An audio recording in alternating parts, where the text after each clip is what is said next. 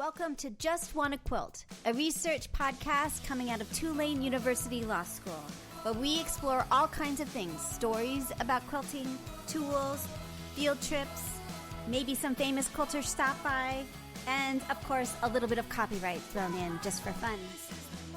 This is Elizabeth Townsend Guard. I'm a law professor at Tulane University Law School, and I have two faculty fellows, one at the Business School for Entrepreneurship, the LePage Faculty Fellow at the A.B. Friedman School of Business, and one for Narrativity in Fiber and Gender at the Newcomb Institute, which is the Greenbaum Fellowship. And I just want to quilt. So we heard from Mike Hindle a few weeks ago. Now we hear from MaryAnn, his wife. This is the couple in Canada who are like all in with quilting. They've been doing it for 4 years, and they're pretty remarkable. Today we mostly talk about machine embroidery, but all kinds of other stuff too. So the first question is super easy. Did you listen to your husband's interview? I did. Okay, cool. Well, let's start with the first thing, which is tell me your name and where you're calling from. My name is MaryAnn Hindle, and I'm calling from Delta, British Columbia, Canada, which is a suburb of Vancouver. Nice. And what's your first memory of someone sewing or quilting in your life? My mother. She sewed. She had 7 children, and not a lot of money, of course. And she would get. My father was from Holland, and his relatives lived there. We would get parcels of clothes that they sent to us, which were all way too small. So she would take the fabric from those clothes and remake them into clothes for us. That's amazing. She was an incredibly talented woman. So that's amazing. And she always made my sister. I have a sister younger than me, a year and a half younger, and she would make us Easter outfits, and she would make us Christmas outfits, and she made all our clothes when we were younger, all of them. So, really amazing. That's the first memory, yep. And when did you start sewing?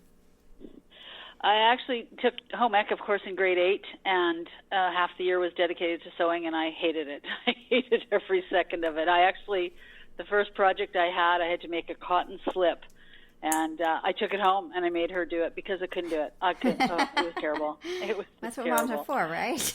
Yeah, I mean, I was totally against the rules. But we moved shortly after that and left the school, so it wasn't a big deal. Yeah. And then I didn't touch sewing. I didn't touch a sewing machine for years until I had kids, and my daughter was born. And my kids are big, just like we are. And my kids all played football, so they're big kids. Mm-hmm. And I was having trouble finding comfy clothes for my daughter to wear. Stretchy, she loved dresses and skirts and T-shirts, and I was having trouble finding anything to fit her. So I taught myself how to sew. I went, okay, I'm going to go buy a sewing machine, and we're going to teach myself. And so with the help of a girlfriend, I learned how to sew, and I made all my daughter's clothes for probably about 3 years, made sweatshirts for my boys. So taught myself. That's and then very cool. After that, I just did hemming and stuff. I just fixed things, but I didn't do a ton of sewing for years, and until about 4 years ago. Okay, so tell us the story. We've heard the story, so tell us who your husband is. Okay, my husband is Mike Hindle, and he is a longshoreman, but he's a heavy-duty mechanic, so he works out at the docks and fixes all the big, heavy equipment. He's been a mechanic. We've been together 20 years, and about 4 years ago, he was working way up north in the oil patch as a mechanic, and he would work in town 2 weeks and out of town 2 weeks. So we were driving along one day. He was home, and I said, when I retire, I really want to learn how to quilt. I know how to sew. I want to learn how to quilt. And he went, oh, okay, fine. And like usual, I didn't think he was paying attention. And that Christmas, he was away. He wasn't here for Christmas. He was up north, and he left me some Christmas presents, and he left me this big box, and inside I opened it was a sewing machine. Aww. And I kind of freaked out. I went, wow. So I called him. I said, so I can retire? And right. He said, no, but you can start quilting now. Uh-huh. I saw the credit card statement at the end of the month, and I just about killed him. He spent $800 on a sewing machine, and I just went, are you insane? Uh-huh. $800 for a sewing machine? You could have gone to Walmart and bought one for $100 or $200. Anyway, so I let it sit on the dining room table for about 3 weeks because I was a little intimidated by it because it was far fancier than my 30-year-old sewing machine. Now, what kind of sewing machine was it? It was a Janome. Janome, yeah. Yeah, Okay. and sure enough, I pulled out the one that was 30 years old, and it was a Janome too, believe it or not. And that's crazy. Yeah, so the store he bought it from offered me free lessons, and so I went in and I learned how to use it, and I played with it a little bit, and so I was getting a little bit more, okay, this is just a sewing machine, this is no problem. I love computers, I love technology, so I thought I can master this, no problem. So I signed up for a beginner's quilting course that January. And the next thing I know, Mike's going, well, we have another sewing machine. Just get it serviced and I'll take the class with you.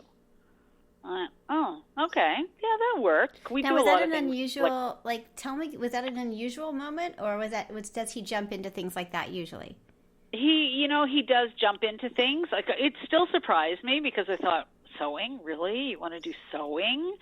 But, we've been involved in photography for a long time. I've been a photographer since I was 15, and I decided to get much more involved in it probably 15 years ago, and he jumped in with me. He couldn't hold a camera still. All his first pictures were just fuzzy, thank God for autofocus. And he came along, he's very artistic. But we learned with our photography that I look at the world close up. I love macro photography. I love to see people's faces, their eyes. He looks at the big picture. He takes pictures of the entire cityscape. So we ended up doing some weddings and graduations, and we worked really well together because I would see something totally different than what he would see. And our quilting is exactly the same. We are poles apart as to what we do and how we do it. So, so it wasn't horribly unusual, but I was still thought this is kind of a female thing, but which is really, that's my age showing, I think. Yeah. But I said to him, if you want to come along, come along. He's a very outgoing guy. I'm in sales my whole life, but I'm very shy when it comes to new things. I will go into a room and I won't talk to anybody. They have to come to me, kind of thing. Whereas Mike walks in and everybody knows he's there. He makes friends really easily. And I kind of slid into the quilting world behind him. Interesting. Because we would walk into a room. People wouldn't remember my name, but they'd remember him because he was a male, right? So we'd go to a guild meeting and there'd be 100 people there, and they'd all go, "Oh, there's Mike, and there's his wife. What was her name again?" Right. We have that. So we've had this project for a number of years, and we've had all these students on it. But we have one student, he's now a colleague, named Ricardo, and everybody would remember Ricardo, but no one would remember any of the rest of us. Yeah. So it's.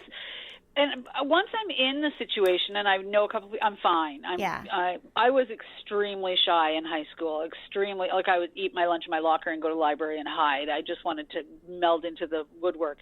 When I went to college, I came into my own. I went into business courses, and I was the only female. And I have a voice, and it's a loud voice, but I have trouble at first finding it, but once I do, I'm fine. So same thing happened with quilting. So, but he's a natural comic, so he's the life of the party kind of thing. And now we play off of each other because we've been together so long. So so we ended up in this beginner's quilting course, and it really ticked me off because his seams are way better than mine, and he's much more of a perfectionist than I am. I just want it together. Yeah. If my points don't exactly meet, I'm not going to take it out 5 times and re-sew it. I don't have time for that. Yeah. I need to move on. Whereas he will take that seam apart until the corners are almost perfect. So interesting. Yeah. So it's we're kind of complete. And he is very much into modern quilting. And I've done quilting, and now I'm into embroidery, and I'm into painting on my quilts, and I'm doing a million, and I'm learning to digitize embroidery design. So I'm into a million different things. I've got attention deficit, so I have a limited attention span. Yeah. If you hear barking, that's my dog. I have 2 new puppies in the house. So nice. Yeah. So whereas he has no sense of color. So he'll find a pattern and say, I want to do this, and then we'll go downstairs and say, help me pick fabric. And I pick all his fabrics. He just has no idea of how color goes together or anything. Whereas I was a decorative painter for years, so color and photography and color just is second nature to me. That's so, really interesting. That's really interesting. Yeah. So. Okay, so I heard you guys kind of are all in. Like you went to a beginning class with an $800 machine. I think your house looks a lot different now. Is that true? We have a rec room downstairs that is morphed into many different things. We're in a townhouse. We've lived here for 16 years. It's been storage. It's in my daughter's bedroom. It's been a rec room. It is a sewing room. It has been a sewing room. It was my craft room. I was a scrapbooker too. I've been doing crafts a long, long time. I inherited that from my mom. So all sorts of different crafts. But it is now a sewing room. Nothing is going to budget. It has two sewing machine / embroidery machines. Both are big sewing machines, do embroidery as well. We have a 6-needle embroidery machine. We have a long arm in our living room because it won't fit downstairs. We have a dedicated sewing table. I mean, it's completely wall-to-wall sewing. Absolutely. I have my corner. We sit facing each other. That's nice. So we can talk and whatever. But so it is our haven downstairs. We go downstairs and we hide from the world. Our dogs go down there. We have 2 puppies that are fighting right now in their bed, but and we have actually a puppy with a broken leg. We got a puppy on Christmas Eve. We rescued him, and the day my grandson was being born 2.5 weeks ago, 2.5 weeks ago, he fell down the stairs just as we were leaving to go to the hospital. Oh, and my goodness! Broke his leg. Yeah, so hit his leg. It was just a freak thing. So we have our living room is you walk up the front stairs and you cannot miss the long arm.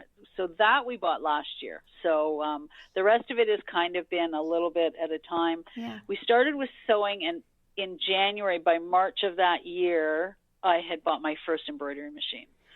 So let's talk about that. I'm starting to kind of, I was a little afraid of the embroidery machine, and now I'm kind of getting into it, and I'm a bit shy still about it. I want to start. We have some software to start designing stuff, but tell me what you like about it, and what do you make? What do you make with it? What do you do with it? I started originally with just adding embroidery designs to my quilts, especially baby quilts. So I did a lot of applique. I have an applique quilt on my wall that took me 6 months, and I hadn't even been embroidering for a year. So I take other people's designs and I change them. I started with designing baby quilts. So I would add little elephants, or I would add teddy bears or something, and I would do dinosaurs was a really popular one. So that's where it started, and then it's just kind of I've added to it. Most of it is adding embroidery to my quilts. Interesting. But now I've started about a year ago. My ex-husband was hurt really badly at work one time, and I was supposed to be going back to university to finish my degree. I never finished it, and instead I ended up having to take care of him. I was bored out of my mind, and a friend of mine introduced me to decorative painting, and I launched with that. I ended up teaching it and all that. And I always, from the minute I started embroidery, I said I want to take my own decorative painting designs and I want to incorporate them in my quilts. And that was the goal, and I'm finally getting there 3 years later. That's really cool. And now I've taken a step further. I will embroider fabric that's ready to dye or ready to paint, and I will embroider a design and I will paint that design. So now I'm painting my quilts. About a year ago, we went to a quilt show, and I picked up some hand-dyed fabric, and I looked at it, and I spent a fortune on it, and I brought it home and went, I can do this. Like, why am I spending $35 a yard for this stuff? Right. And that's and so I finally now, I'm taking this digitizing course online. I have a digitizing program, so I can now take my artwork, I can bring it into the software, I can digitize it, I can stitch it out, and then I can paint it. Very cool. So which software are you using? Hatch by Wilcom. And then... Yeah, go ahead. Wilcom is the biggest and oldest, I think, commercial digitizing company in the world. They're based out of Australia, and they came out with a consumer kind of package, I think probably 5 years ago maybe, and I bought it 2 years ago. It's pretty big, like you can buy it a module, so I started with a simple module, and as I could afford, till I can afford to pay for the whole thing. And it does absolutely everything. So now I'm taking this online course because once you learn all the tricks, it's really not difficult. But yeah, so I've finally taken an online course. I'm in the middle of it, and so finally doing the things I want to do with it. So yeah. And how but is it's it, not the only one. I have a is, Janome digitizing program too. So yeah, right. We have one, I think, by Brother. We have a digitizing program by Brother that we You'll purchased. find that when I got Hatch, I have a huge amount of embroidery designs because I like them and I just never know. And I have thousands and thousands that you get free with your machines, or you get free discs, or you buy. Anyways, over the last 3 years, I've collected. And Hatch is not, it's a great program. I love it, but it's difficult to use for managing my designs because I have so many. So getting the computer to, because you need to see what you're, getting a picture of a rainbow is, you can have 50 different rainbow embroidery designs, right? So you want to be able to see it before you choose it. So I ended up buying the Janome digitizing program, and it's amazing to manage my designs, but it's not as strong. It's not as good a digitizing program. So I know a lot of people that use more than one software program for embroidery, and I'm one of them now. So interesting, very interesting. All right, so I'm here at Hatch. It's at wilcom.com, WILCOM. And also you can also go to hatchbeginners.com, which is where the software is, which is HATCH, and then beginners.com. And it has all kinds of, how interesting. So do you, it looks like, wow, it's got a lot of stuff. So do you buy these do you have to buy a base program with it, or do you buy these so it has like it has modules? Yeah. Do you buy a base program, or are they all just modules? When you buy the first one, the first module, it comes with the base program, and then you can add to it. So you can add, when you first buy it, you get the file manager, and you get a little bit of stuff, and then each module adds until you have, I think there's 3 modules until you have it all. Got it. You can buy it all together, or you can buy it individually, whatever you need, right? So, so if you start with the first one. So I was looking online. I had a friend that's a commercial embroiderer, and they use something totally different, but they have a big setup with different head machines and all that, which I'm never going to get into. So anyway, so I was looking around, and I stumbled on Hatch, and what I liked about it was that I could pay for it in little bits instead of having to. Actually, that's why we bought the long arm. We have a Grace long arm, but you could buy it in little bits, and that worked for us.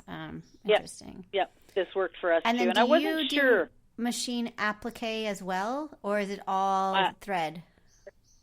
I do machine applique, but I'm using other people's designs right now because I'm still learning how to make my own. So I do a lot of applique, actually. I like machine applique, and I do a lot of other people's designs. So. And then do you use the scan and cut? Would you using doing the applique? I don't have a scan and cut. I have a Janome artistic digitizer machine, or artistic cutter, which is pretty much the same as scan and cut. Now, when I was a scrapbooker, I had a Cameo cutter.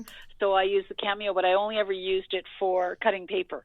And then when I got into the embroidery, I ended up buying the Janome cutter because I was at a demo one day, and she took a picture of a coloring book, and she put it in her software, and she cut the fabric out, and then it was all automatic, and I said, I want to do that. I want to learn how to do that. I want to learn how to do that.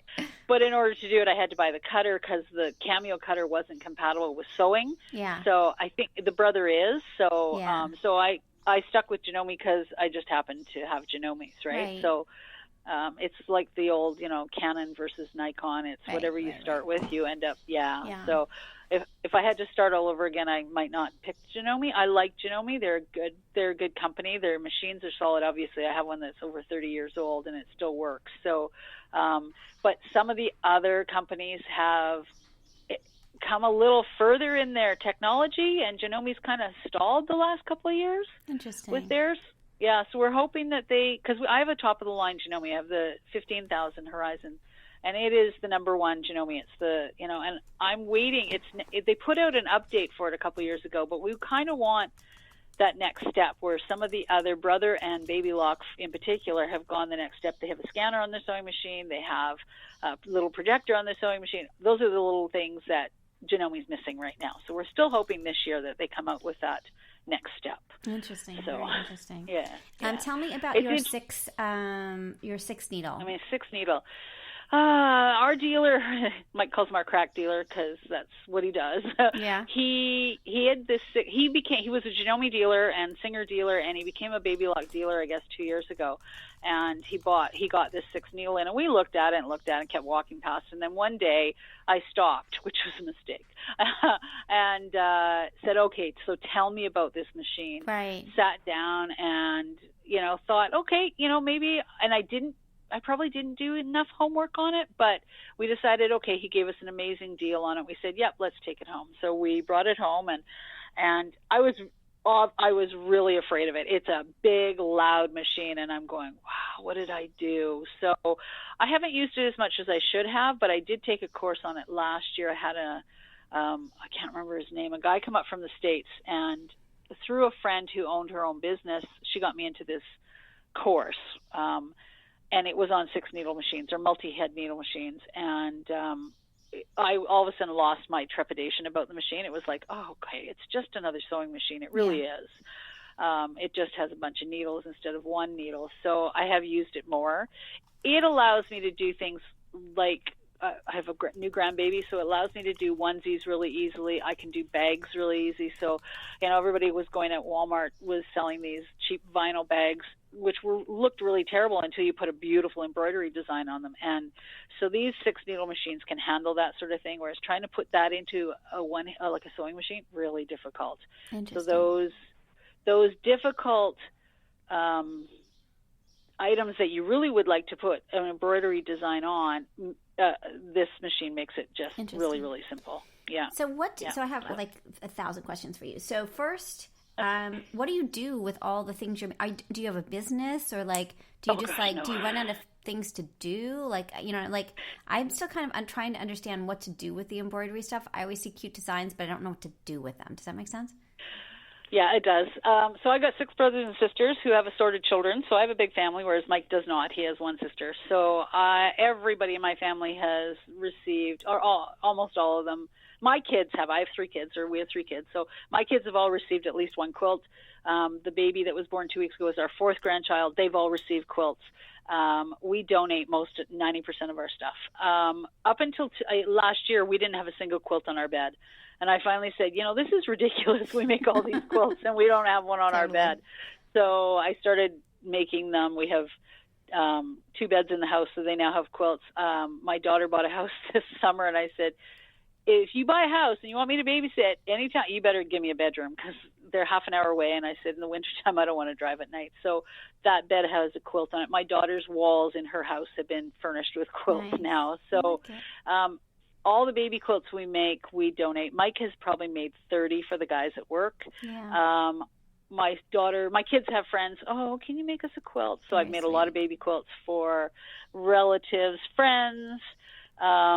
We donate everything. No, we set it out at the get-go. We said we do not want to do this as a business. I've had a crafting business in the past, and I just don't want to do it again. It's just, we both work full-time. I still work full-time, and I just don't want to do it. So we do this as a hobby. When it turns into a business, it turns into work. It really does. I agree. I totally agree. I work, with this podcast and all the things that we're doing, I kept, on one hand, it gives you, I don't know, you just have to really be careful of, like, when your hobby turns into a business, because then it's just obligation, Yeah, and that's what ruined photography for us, is when we started doing weddings and stuff. The stress was just like, wow, this is a one-time shot, and I don't want to do it. I have done it, like we have a friend that she's known me since I was 6, and can you make this for my sister for Christmas? And even that, I'm finding, like, yes, I'll do it, but it's got to be perfect, and it's just a lot of stress I don't want to deal with. Whereas a family, if the corner is not perfect, they're not going to care. They just, I made a wolf quilt for my son, and I put on his label, believe it or not, it was all wolves, and the label was a wolf head with 85,000 stitches. I embroidered the label with a wolf head on it. Yeah, I found this design and went, oh, this is so cool. So, yeah. Yeah, totally. And then we both. We belong to 2 quilt guilds, and in those quilt guilds, one of them does, Mike told you about this, they donate a huge amount of baby quilts to Children's Hospital here. Yeah. All the premature babies in Vancouver get a quilt. Yeah. Our other quilt guild does baby quilts for single moms. They do comfort quilts for cancer victims, and they do quilts of valor for retired army. So between that, we have lots of. We're always doing something for sounds somebody, like you keep plenty busy. Mm-hmm. All right, so a few things I want to ask you. So what, on your embroidery dreams, what's your dream machine? Is there a dream machine you're like out there that you just like, I want that machine? It's a combination of the Brother, I can't remember what it's called, their top of the line, and the Solaris, which is the Baby Lock. It's a sewing / embroidery machine, but it's got all the bells and whistles, top of the line. I would, in a heartbeat. And Brother and Baby Lock are made in the same factory, so they usually have similar machines. Mm-hmm. And so I can't remember. I saw the Brother yesterday too. We were at the Brother dealer, but it's that, tomorrow I'd buy it tomorrow if I could. Yeah. And what makes a good embroidery machine? We haven't talked a lot about it. We have it. I don't even know what we have. Let me see. I'm going to go check. We have like a middle level one. So it's not fancy. It was like, around $1,300. So not a huge, an investment, but not a huge investment. So what are you looking for? If someone's out there thinking about an embroidery machine, sort of what are you looking for in an embroidery machine? Okay, so it's like everything else. It's the minute you buy an embroidery machine, you want one that has a bigger hoop. Mm-hmm. So it's hoop envy. I want to be able to do the back of a jean jacket, and I want to do it in one hooping, because doing it in 2 hoopings, when you have to hoop something more than once, lining it up can be a real pain in the butt. Mm-hmm. So lining that design up. So everybody has hoop envy. So I want the machine that has the biggest possible hoop in the world. Right now, that's the Solaris. So that's the first thing. With me, it's almost more, I want one that's reliable. I'm having issues with my 15,000. It has they have separate bobbin cases in these machines because they're separate tension. For embroidery, you need different tension than you do for sewing. And my embroidery module on my Janome tends to, every once in a while, you're sewing along perfectly or embroidering perfectly, and all of a sudden you hear this horrendous noise, and it's pulled the bobbin case out of alignment, and which can throw the timing off of your machine, and it ruins the bobbin case, which is $35 Canadian to replace every time. I've had it in, so it's not, so Mike and I have been talking about this the last little while. I had it in to have it fixed. Our dealer he's a repair guy. He knows what he's doing, and it's still doing it. So it's a glitch in this. And I kind of knew, I bought a floor model, so I kind of knew it might have I've had to play with tension. So I want a reliable machine that I can put the design in, it stitches out, and like everything, when you're stitching a 50,000 stitch design, it's a heavy design. I don't walk away from my machine. I'm there for the whole thing, because the minute you walk away, it's going to break a needle or something. Totally. So, I feel that way about the long arm, I have to say. Like it's like a child. Like it just wants to be, it wants you, it doesn't want to be ignored. Nope, it wants you. Yeah, you need you to have attention. So mine's not quite as reliable as it was when I first got it. That's the big thing. And hoop envy is, I have a sister, my younger sister decided to get into quilting 2 years ago. She's made exactly one quilt, but that's okay. I think she likes collecting fabric, and she bought an embroidery machine. So she bought, Janome has a standalone embroidery machine, which is the 500. They now have the 550. Automatically, when the 550 came out, she goes, it's got a bigger hoop. I want the bigger hoop, right? So it depends on, I want to be able to do it all. I want to do a little design if I want a little design on a onesie for the baby, and I want to be able to do the back of a jean jacket without having to change hoops. Yeah. So that's what I'm looking for. But for middle of the road, I would say get what the most you can afford with the biggest hoop you can afford, because that's the first thing people will say was, oh crap, I'm out of class, and I want to do that bag, but I only have a 5x7 hoop. I don't have a 6x12 hoop. I can't do it. And we have a dedicated embroidery machine. And what is your thoughts between a dedicated or a multi-purpose machine? If I was starting today, I would buy 2 separate machines. Yeah. For the simple fact that I have a $12,000 machine sitting downstairs that I won't take out of the room, because it's a computer. At the end of the day, it's a computer, and we all know what happens with computers when you bang them around too much. Yeah. So they fail. So unless I'm really, really interested in an embroidery course, I won't take it out. I will take a backup sewing machine. So I just don't want to move it around too much. So I've made a big investment in that machine, and I'm afraid to move it too much. So I would buy separate. Absolutely. And how do you feel about Brother, like you said, Brother and Baby Lock, Janome? Brother seems to really lead it. And I mean, because it's got like, I don't know, Brother seems to put a lot of effort into embroidery machines. Is that true? Yeah. Brother, because Brother has a deal with Disney, right, people that want Disney designs. Right. Yeah, that's important. I used to work in the poster business, and royalties are everything in the poster business. Same with embroidery designs, royalties to pay and that's the way it should be. Disney, I don't disagree with that. They have, web searchers looking for people ripping off their designs. I think it's absolutely correct. It's their designs. They should be getting paid royalties on it. So if I started again, I would either see it. In the long run, over the course, I would stick with a Janome sewing machine because I know they last for years and years. They're workhorses. Yeah. I'm not saying Baby Lock or Brother aren't. I just know. You feel comfortable. But when it comes to I mean, we were down in Bellingham, down in the States a few weeks ago, and we sat down in a sewing store looking at a Bernina, and it's pretty amazing too. So it's just what you're used to and what you. Right.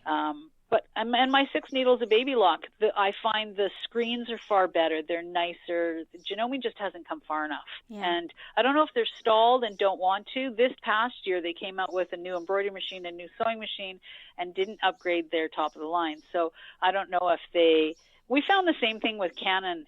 Canon got to a certain point with their DSLRs, and then they took a different path. Instead of every year or every 2 years coming out with a bigger, better, they've gone back and are starting to work improving on some of their lower models, and I think Janome's doing the same thing.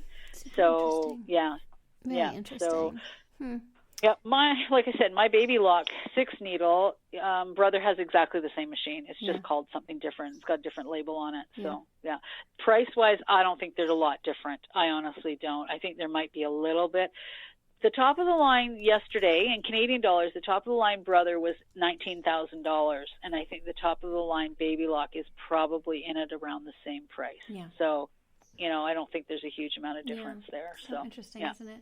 Now, tell me a little bit about the long arm. Tell me what your thoughts are about that. And what kind of role does it play in what you do? Okay, so we spent 2 years looking at long arms. Yes. Which is not like us. We make decisions fairly quickly, but it's a big, expensive machine, and so we did our homework. And I think Mike mentioned this, that every time we went to a different show, we went to Modern Quilt, the QuiltCon in Pasadena last year, and we went to some different places. We'd see the same sales rep for a handy quilter, and Mike and him hit it off. What can I say? So that's so funny. So we kept going back, but we looked at all of them. So I phoned up one of the. Which one did you end up with? I can't remember. Was it a handy quilter that you have? Handy quilter, yeah. So we started with the Simply 16, and we ended up 2 months later trading it in for the Amara. Basically, we went from a 16-inch throat to a 20-inch throat. Yeah. So. But we knew what we had to spend. We knew the kind of money we had, and we actually called up a couple other companies, and I called them and I said, this is how much I have to spend. Can you send me a quote? And I got a quote for twice what I told them we could spend. And I went, okay, so let's try again. So I phoned them again. I said, no, I don't have that money. What can you give me for this money? Right. And they if a salesperson, I've been in sales my whole life, you don't listen to your customer, I don't want to deal with you. And if this particular company was more interested in trying to sell me their top of the line, which I can't afford. So, and didn't have the space for because it's a 14-foot table. So, the biggest difference with handy quilters is that they listen to us. They said, this is, So we actually, once a year, we have a creative festival show here, which is a sewing show. It's coming up here at the end of March. And so I was at it last March. And the local handy quilter, we saw the same rep, same sales rep again, and the local dealer. And so I finally said, we talked about it over the weekend, and I actually phoned them half an hour before the freaking show was ending to get their show special on the Simply 16. And I said to them, I don't want to make a $10,000 mistake. And they said, yeah, we get that. We get it. We got the Simply 16, got it loaded, installed. Mike set it all up, and within 2 months, I traded it in because I made a $10,000 mistake. We didn't go big enough. We should have spent the extra couple $1,000s and gone bigger. Yeah, so interesting. But at that, when we Yeah. When we bought it, we didn't know if we wanted it to take over our entire living room. We weren't ready to jump in that far, and we have a nook in our living room that the 8-foot would fit in. And then I finally said, what are we doing here? We're reloading quilts over. I have arthritis in my hands. Reloading quilts gets hard. What are we doing? Let's just, and I don't want to have to be unloading and loading quilts all the time. So that's why and the dealer for the Handy Quilter is the same as the Brother dealer. They have Handy Quilter Brother, and they were amazing. They gave us almost every dollar back that we spent on the first one. So to upgrade. Yeah. That's amazing. That's really great. Yeah. They were really, really good. Interesting. Well, it's interesting because we have two, we're also now, we've become, they're so nice to us. Grace Company has been super great to our project. And so now we're a dealer, so we can sort of make money for our project without having to beg people for money. So it's been really great. Yep. But we have a 8-foot with a 15-inch machine on it, and then a hoop frame with a 19-inch on it. And it's been really interesting to see the difference. I strangely am really in love with the hoop frame, which is so odd because you do have to move it a lot and it's kind of weird, but I find it very, I don't know, just why do you like a particular machine? It's hard to say. Sometimes it's features and sometimes it's just somehow you bond with it. It's kind of odd, Exactly. Oh, exactly. Mike, it's funny, he set up the MRI and he really didn't use it very much. And I said, what's holding, and I was on there like a dirty shirt, and I said, what's holding you back? And he says, I'm not sure. I said, you haven't spent enough time on there. So I had done a bunch of baby quilts that I had done the tops. I did a bunch of tops last summer. We have a trailer. I was up at the trailer on vacation. I was sewing tops. And I said, take some of these and put them together. And now all of a sudden because he just hadn't spent enough time with it. So interesting. Now with the long arm, are you guys doing free motion or do you have the automation? Sort of what is your approach? We don't have the automation because we priced it out again yesterday. It's $11,000 Canadian, so that doubles the price of the machine. Right. So we looked at it because we have a truck that we're selling, and we're going, okay, what do we do with the money for the truck? Oh, we could put it in the bank, or we could buy the robotics for the for the long arm. So we haven't decided yet. We're doing free motion. I have a ton of rulers. I like rulers. Mike hates rulers. Mm-hmm. We have electronic channel locks on this, so we can do an X and Y. And Mike loves the electronic channel lock. So he does a lot, being a modern quilter, he does a lot of straight lines, and so he's using that, and I'm doing a lot of free motion. So, interesting.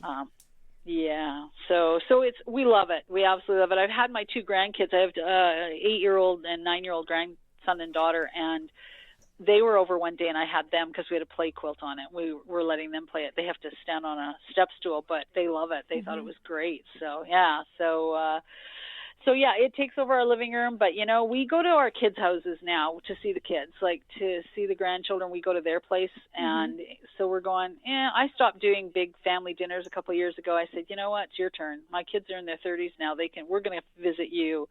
I did them for a million years, and I'm tired of That's really interesting. So we don't mind. We have barbecues in the summer because we have a nice backyard, but I said, I don't mind losing the dining room. I really don't, because when the kids would come over for dinner, I'd just buy Chinese food or something or takeout anyways, because I'm just tired of doing I've just done them to death. So, so this works out really well. And with my daughter buying a house this past summer, all the meals, all the big family meals have moved to her house, which is perfect. I go over and help, and I'll do all the cooking and stuff, but I just do it in her kitchen. So that's really interesting. So we absolutely do not mind having our living room taken over by the big long arm. That's nice. That's really nice. Mm-hmm. Okay, what about the stabilizer? How do you feel about stabilizer for your embroidery? Do you have a particular strategy or thoughts about it? I had a friend that owned her own business. She had an online store from her house, and she's 74 years old, and she's been embroidering and sewing her entire life. And I went to her and said, what do I do? And she said, this is a stabilizer you use. And she got me into, they're actually professional stabilizers, but so Gunhold is a thread manufacturer out of Germany, and I use their thread. It's a polyester thread. I love it, but they also do stabilizers. So she started me on sticky stabilizers. So she said, buy this sticky and you'll stop using everything else. You'll embroider 90% of your stuff on sticky stabilizer. I'm going, what are you talking about? And I started using it and went, oh my goodness, what a difference. You don't have puckering, you don't have. So I'd say 80% of my embroidery designs are done on sticky stabilizer, unless it's going to be, it's going to be in a bear, it's going to be in, but sticky stabilizer, you basically just, you hoop the sticky stabilizer and then you take off the paper and you stick down whatever, if it's a towel, if it's a shirt, whatever, you stick it on. And you don't really need anything else. If it's a towel, you'll want a topper. You'll want to wash away to keep the stitches, to float the stitches up a little bit. Other than that, I don't use a lot of other stabilizers, unless I made a teddy bear the other night and we put a softer stabilizer in it, because that teddy bear is not going to get, we want it soft. We don't want it hard, and the sticky stabilizer sometimes can be a little hard. But but what happens is you embroider it and then you turn it over and you can actually peel that sticky stabilizer off 90% of your stitches. That's really cool. Especially with applique, So there's, Pellon makes one that you can get in the States really easily, harder time finding it in Canada. She got me the gun hold stuff, and I bought 2 rolls of it, so I've got lots. It'll last me a long time. So those are the 2 stabilizers I use most of the time for embroidery, is a sticky and then a topper, some sort of washable topper, so that when I'm doing something thicker like a towel, you need to keep those stitches up. Or even a teddy bear, if you're putting a heart on some minky fabric, you want those stitches to stay up. You put the wash away on top, and I don't have any puckering. I've done designs with 150,000 stitches and the fabric has not puckered. Wow. Not at all. Yeah. That's remarkable. This lady is amazing. Her name's Michelle, and I listen to her. She knows what she's talking about. So she's actually wound her business down now because she's 75 and has not been really well, but I'll miss her, although we're friends now. So so I find people through whatever that have expertise, and I'm going to pick their brains because they're, and Mike said this too in his interview. The quilting community is the most generous community we've ever been involved in, and we've been involved in a lot of things. Yeah. And, like if you're at a class and you run out of fabric, oh, here, take mine. Right, totally. Or how did you do this? Or where'd you get that design? That's the biggest question. Where'd you get that design? Right. Well, I got it here.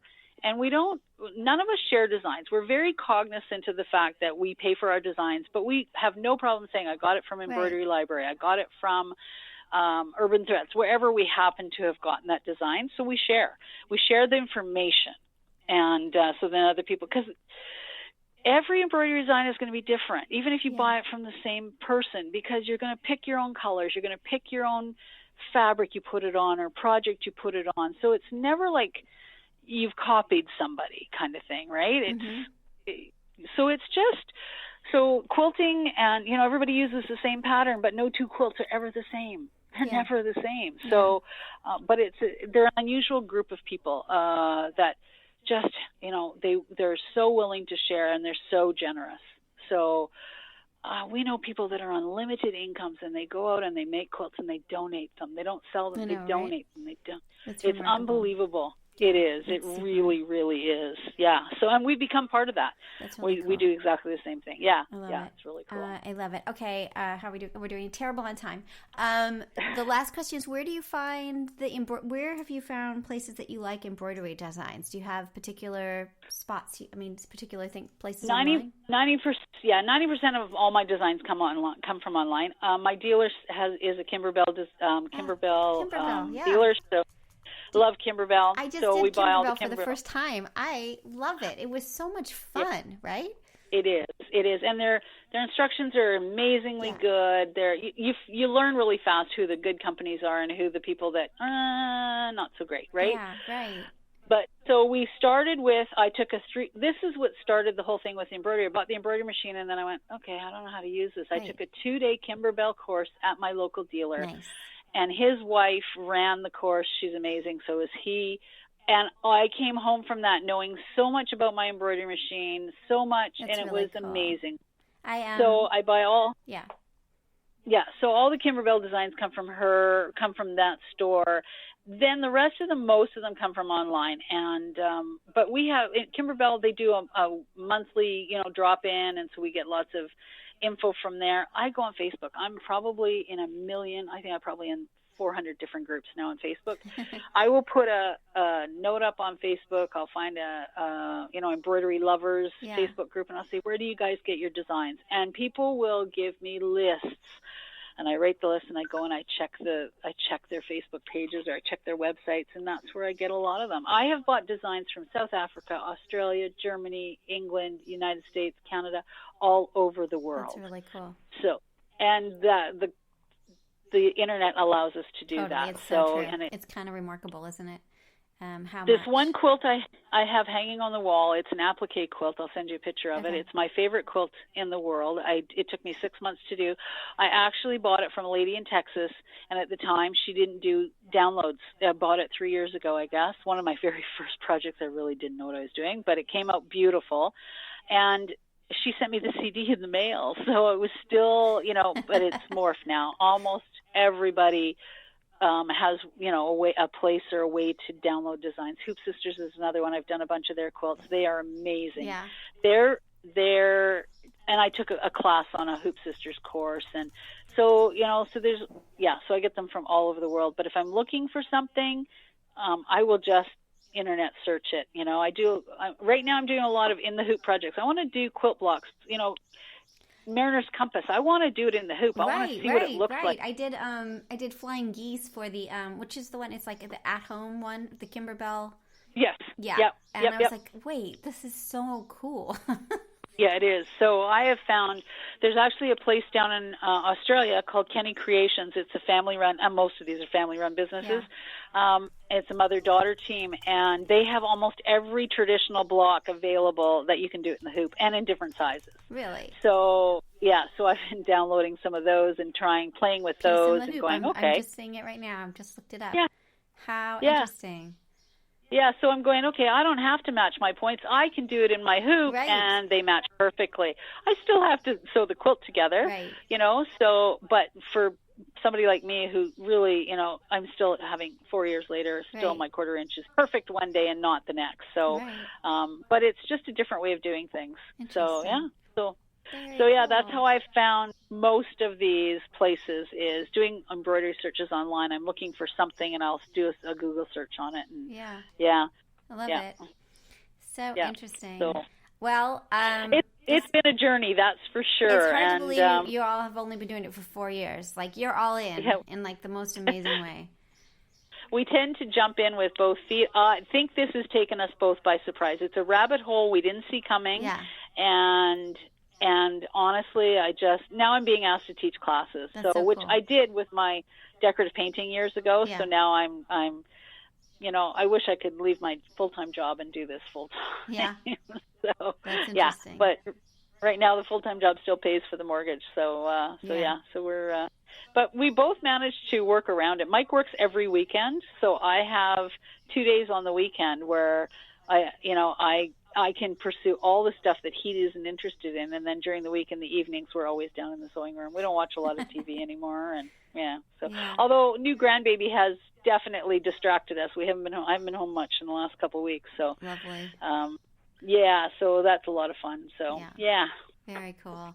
Well, this is so delightful. I really thank you for your time, and it's just really interesting and really fun. I think you really capture sort of the spirit of what quilting is at this point.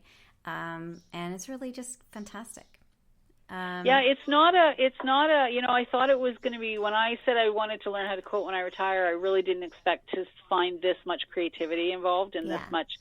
I figured I'd do 1 or 2 quilts and be done, and this, How do you feel like, one quick question, since you've done other crafts a lot, how do you feel quilting? I think quilting is a little bit different, and I don't know how to explain that to others than, say, scrapbooking or other things, A lot of the other things that I've done are very solitary, whereas this has become a good part of our social life too. And it is different. It is different.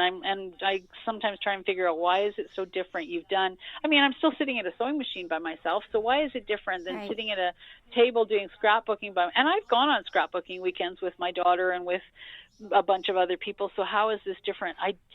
It's hard to explain. When you're in a room full of quilters, they're socializing, they're talking, they're sharing ideas, they're sharing their creativity. When you sit in a room full of scrapbookers, everybody's got headphones on and they're sitting there cutting pieces of paper. And I'm going, it's totally different. It's, that is and really I still haven't interesting. figured out why. That's Yeah, bizarre. That's so interesting. Yeah, It's Mike funny. went on we actually found through this friend that had her business, she did a quilt retreat, and Mike got to go because a lot of times, it's 80 women or, Right. 20 women, right? Right.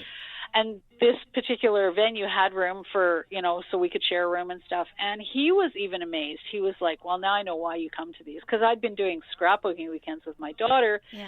But with her, it was a bonding time for her and I. It Yeah. wasn't a bonding time for her and I and the scrapbookers. Yeah. Whereas quilting, you sit with different people at lunch. It's just different. And the shared ideas Yeah. and the shared, I don't know, it's just totally different. It's a world I never expected. I've been in a lot of crafting things. I've done decorative painting courses. It's very solitary. This is not. No, it's not. Yeah. It's like the more you do, the more somehow you're involved with the whole world. And like something about making things that people, I mean, even if it's a wall hanging, it brings warmth to a room. But the idea that it's all based on making warm things is like remarkable to me, Yep. you know? Yeah, it is. I was in a fabric store this week, and I ran into a lady who's just started sewing again after 30 years. And I said, well, you're going to be a quilter? And she goes, well, I don't know if I want to do quilting. And I said, what are you looking for? She goes, well, I'm looking to get out of the house and socialize. I said, join a quilt club of some Right, sort. just go I said, online. I mean, that's the part that's amazing to me. You know, Yeah. I mean, it could be like 4 a.m. and you can't sleep, and there's somebody out there to chat with, you know. So you're talking to people in Australia, and Mike has reconnected with some of his relatives around the world in the last couple of years, and one has cancer, and she's in England, and he made a quilt for her, and so I was talking to her in the middle of the night one night because she's online, and that sort of thing. So the world becomes much smaller. Yeah. The world's small now, but it becomes much smaller when you have like people. Kimberbell has a free bear on their website right now that they're doing for fire groups and stuff. So everybody's sharing this bear. And the ideas that we get back from this, and it's all over the world. You hear people from Germany and from everywhere, and it's really cool that you can connect with people across any time of day. Yeah.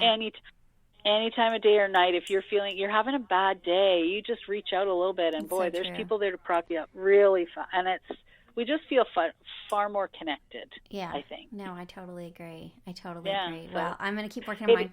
Kimberbell, I'm a little nervous because I've gotten to the point in the Kimberbell thing where you have one half of something and another half, you have to put them together.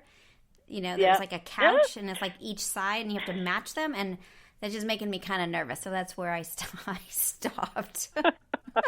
So maybe. You get there though. I have all of their quilts. So they're just bringing out new ones called Vintage Boardwalk. I've already pre-ordered it. We get everything a little bit later than you guys do, and I just pre-ordered it from the dealer the other day because my daughter, like I said, she has this big. We don't have a lot of room in our place. But she does. She's got a big empty house, and we now have a wall in her living room that we rotate quilts through, Nice. so all her friends get to see them. I love it. So and she loves it. She loves it. Well, so you've inspired me to get back to that project because I've been a little shy, but I'm going to jump in again. There you go. And, we go through it. I said to Mike yesterday, I don't think I touched my sewing machine for 2 months or a month because, we had a new baby. But it always draws me back. Whereas other things I've just walked away from. I haven't touched a decorative paint, in years, but this always draws us back with a new idea or something, a new technique. There's something. And you can always kind of pivot and do something different if you feel like, you're done with Especially, whatever it is. Because I have so many different interests under one umbrella. It's under the quilting umbrella, but, I've added painting to it and embroidery to it and digitizing to it and long arming to it. It's just, there's so many different components that we've put together. I totally agree. And it's fun. Honestly, having Mike around to do it with me, it's a lot of fun. It makes it, I thought about it. I thought of asking our local dealer, give me a total of what we spent in your store. And I went, no, I don't want to know. No, you don't want to know. It's so true. It's don't want to know. True. You know what? But we don't drink, we don't smoke. Right. We don't, exactly. This is our vice, and we share our vice with our families who are they're happy with that. Yeah. So, and it's funny because my family will be like, because I'll be cranky or whatever, and they're like, you sure you don't want to just go quilt for a while? I'm like, you know what? You are probably right. you don't think about anything. You think about what's going on with you. And, Yeah. you know, like the minute I heard my daughter was pregnant, I started making receiving blankets and quilts. And I think she's got 6 of them now. So, and she's got all the things that she doesn't need to buy. She, you know, and the ones she's using, which is really nice. I walk in the house and she's using the ones that we made her, right? So, yeah. So that's it is very cool. Yeah. So, and to see, I mean, my 10-year-old granddaughter now has a sewing machine. We bought it for her last year. She's still afraid of it. So I said, you know, we have to get past that. Once she's not afraid of it, she wants to quilt. Even my 9-year-old grandson wants to sew. Nice. So, because he sees his grandpa doing it, right? Yeah. So, Yep. yeah, so it's kind of cool. Yep, totally cool. Well, I adore you. Yep. I think you're great. Your family sounds great. I totally want to just like, if we didn't live far away, I just want to like experience your house and your sewing room. It sounds so much fun. I've been lucky. I've been able to travel a lot due to my job. So we spent a lot of time in the States. But New Orleans is on the bucket list. My daughter's there been you there. go. I You got to come stay with us. Yeah. Come hang out with us. Yes. You can come to We our. definitely. So we have 2. I'll tell you what we got. So you can sort of entice you to here. We have 2 long arms. And then we have the little embroidery machine and a few other machines. But we've gotten kind of way into the automation and sort of understanding how to use it and kind of mixing ruler work and automation together, which is like my very favorite thing. So we're starting to also trying to entice artists to create digital designs for us for our long arms. So I don't know, we're just kind of way into that. So that's kind of where we're at this there point. You go. But and helping people not be afraid of it. So we're going to start making videos and other things. So. Nice. Yeah. Nice. Yeah. Well, we're having a lot of fun with it, and I'm at least 5 years away from retiring, and Mike's a few years younger than I am. Yeah. So, you know, my kids know when we die, there's nothing left. You guys can sell our fabric, but, you know, and they don't care. They all have good jobs. They all have their futures pretty secure. Yeah. So they're going, we would rather have time with you guys than wait for, you know, you to die so we can get your inheritance. So spend that's it. Nice. We don't want it. Spend it. So, which is really, really nice. That's really nice. That's very supportive because, you know, people could be not supportive and that would be really hard, you know? Yep. Yeah, well, that's so great. I love it. Yeah, so seriously. it is cool. So, well, thank you again for your time. Do you need to review this before I post? No, I'm fine. Okay, I'm fabulous. Fine. No, go ahead. Well, thanks again, great. and you know, come good back when you to guys want to. It'd be fun to have you on again. It was really nice. Okay, All sounds right. good. Take care. Okay. Bye. Yeah. Bye. So you've been listening to Just Wanna Quilt, a research podcast coming out of Tulane University Law School, and I'm Elizabeth Townsend Gard. If you like this podcast, keep listening. Also, we have a Facebook group. Come join us. We talk about a lot of things. We also have an Instagram account. And of course, most importantly, I really hope you get a chance to quilt today.